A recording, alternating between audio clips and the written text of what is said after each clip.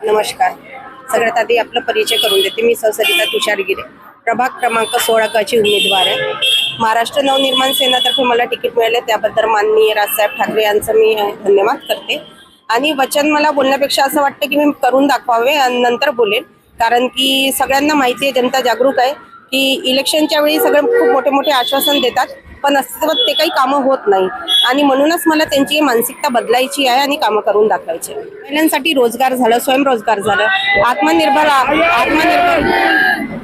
महिलांनी आत्मनिर्भर व्हावं, महिलांनी पुरुषांवर अवलंबून नसावं, त्यांच्यासाठी महिलांसाठी सगळ्यात जास्तीत जास्त कामं करेल.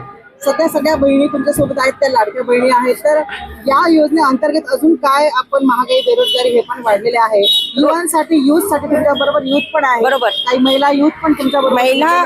महिला आणि तरुण वर्ग त्यांच्यासाठी रोजगार तो सगळ्यात मोठा प्रश्न आहे. ते आपण करण्याचा प्रयत्न करू. स्वावलंबी व्हावं महिलांनी सगळ्यात जास्ती, आणि तरुण वर्ग जो आहे त्यांनी कोणत्याही प्रकारे नंतर त्रास होऊ नये रोजगार संबंधी किंवा शिक्षणासंबंधी, आम्ही त्यांच्यासाठी काम करणार. आवडीचं स्लम एरियामध्ये सगळ्यात पहिला प्रश्न तर मला असा पडला की स्वच्छता, गटार जे आपण दिसत आहे ते आपण कामं करूयात. आणि मला असं वाटतं की मोठे मोठे कामं करण्यापेक्षा, ब्रिज किंवा बिल्डिंग आहे, रस्ते वगैरे करण्यापेक्षा, सामान्य जीवनातल्या ज्या दैनंदिन जीवनातल्या समस्या आहे मला त्याच्यासाठी काम करायचे आहे. नक्कीच. तुम्हाला पुन्हा एकदा खूप खूप शुभेच्छा. पुन्हा वारे इंजिन.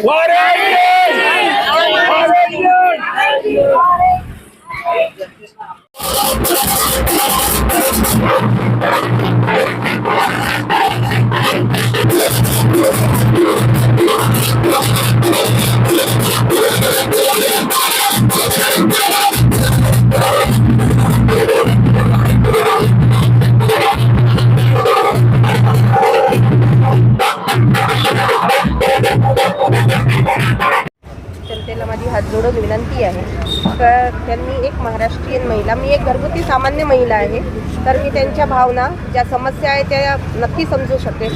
आणि राजकारणापेक्षा एक भावनिक संबंध जो असतो, पक्ष किंवा राजपक्ष म्हणतो आपण, एक राजनेता म्हणतो, काही म्हणतो, तर जनतेसोबत एक भावनात्मक संबंध असणं आवश्यक आहे असं मला वाटतं. तर माझी ते इच्छा आहे की मी लोकांना जे आहे आपल्या भावना समजून आणि त्यांच्या भावना समजून त्यांच्यासाठी नक्की काम करेल. आणि राजकारणी हे जे गलिच्छ वातावरण राजकारण चाललेलं आहे आता, तर ते मला कुठं लोकांची विचारधारा जी बदललेली आहे, राजकारणावरून खूप विचारधारा लोकांची बदललेली आहे. काहीचे कमेंट्स खूप वेगळे असतात राजकारणावरून, तर ते एक विचारधारणा लोकांची बदलावी तसं मला काम करून दाखवायचं आहे. तर मला असं वाटतं की जनतेने मला एक संधी द्यावी आणि मला बहुमताने विजयी करावं. धन्यवाद. जय महाराष्ट्र. जय. विधानसभामध्ये आपल्याला सगळ्यांना माहितीच असेल, इलेक्ट्रॉनिक्स मीडियाला माझी तिकीट कट करण्याच्या मागे कोणाचं कट कारस्थान होतं. साहेबांनी तिकडे पाठिंबा दिला, माझी तिकीट कट केली. तर साहेबांनी मला यावर्षी माझ्यावरती विश्वास ठेवला. हा महिला आरक्षण असल्यामुळे मी माझ्या मिसेसला उभं केलं. आणि साहेबांचा, राजसाहेबांचा पूर्ण आमच्यावरती विश्वास आहे की त्यांनी माझ्या मिसेसला तिकीट दिली. त्याबद्दल मी साहेबांचे आणि सर्व श्रेष्ठ पक्षश्रेष्ठी मी धन्यवाद बोलतो. कट कारस्थान असं आहे ताई, कारण की कसं आहे, मोदी आणि ईव्हीएम हे दोनच जिंदाबाद आहे. भारतीय जनता पार्टीचा चेहरा कोण आहे? ईव्हीएम मशीन आणि मोदी, बाकी काही नाही आहे. गुंडागर्दी चालू आहे, सर्रास गुंडागर्दी चालू आहे, सर्रास पैशाचा वापर चालू आहे.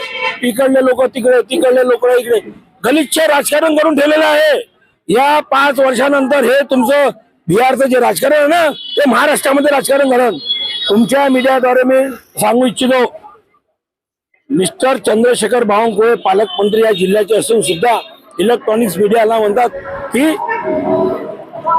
इलेक्शन आलं तर मीडियावाल्यांना चहा पाण्याकरता बोलवा, आपण जिंकून जाऊ. हे काय भाषा आहे का? संविधानामध्ये आहे ना इलेक्ट्रॉनिक्स मीडिया, पत्रकार स्तंभ आहे का नाही काही?